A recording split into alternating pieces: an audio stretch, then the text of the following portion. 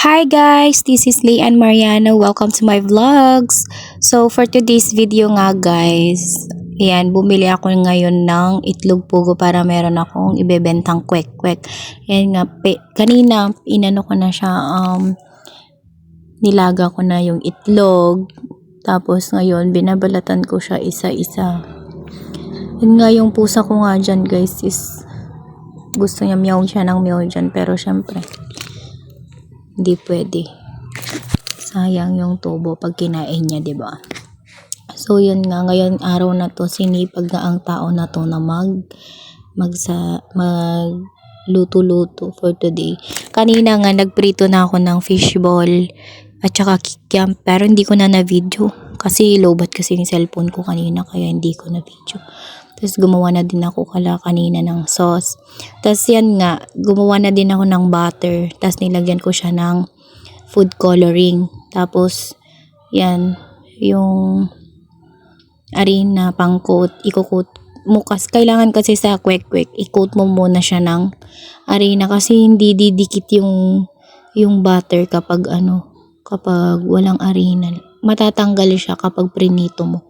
So yun nga, yan, pinagpiprito ko lang yung itlog pugo, yan.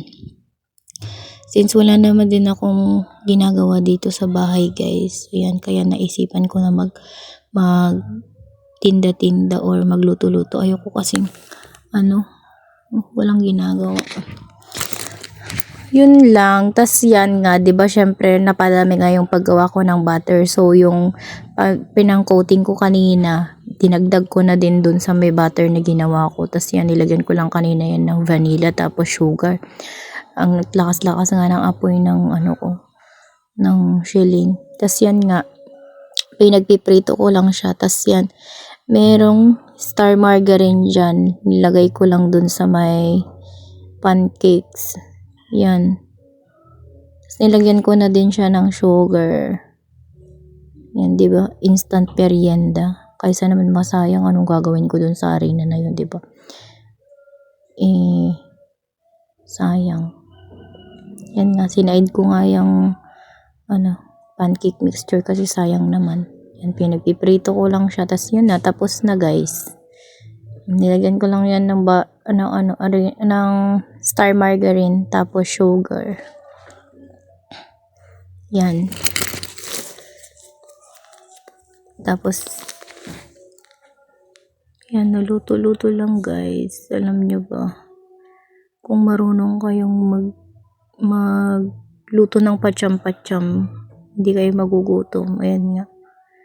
Syempre kasi kapag nagluluto ako, ayoko nang makalat after. Yan, kaya sinisinop po sila. Yan, pinagdinisnis ko nga yung shilling. Kasi diba kapag yung shilling ginamit mo tapos hindi mo siya nilinisan, mas madali siyang para sa akin lang, madali siyang magkakalawang siya or whatsoever. Dapat inaalagaan nyo kasi diba, hindi naman tayo mayaman para bumili-bili ng shilling.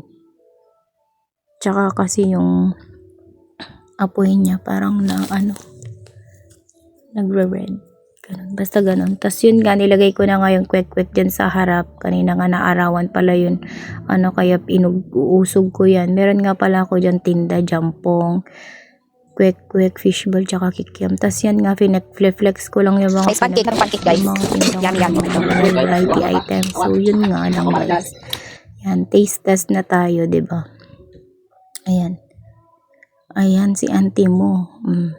For the lamon na naman ang person. Hindi talaga mabubuo ang araw nang hindi lumalamon ang person na ito.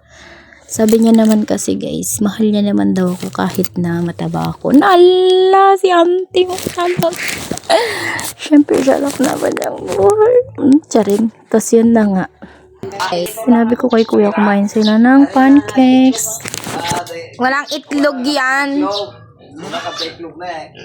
Walang itlog, di ko nilagyan ng itlog.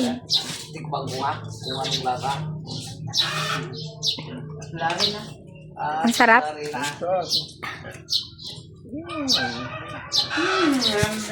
Yummy.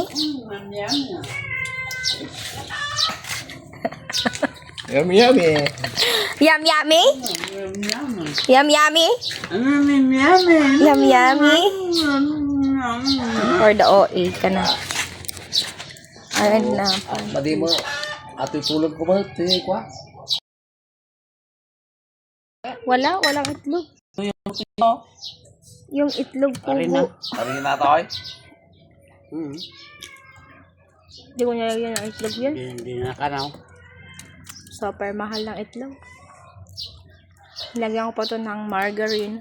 Magaling ka pala magluto ng ganito. Haha. Sarap?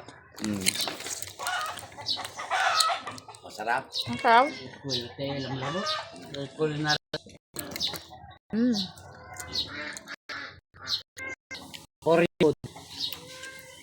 Hindi man cookie yan yun. Wala ka pa iti ko. Ka. Ang marami dito.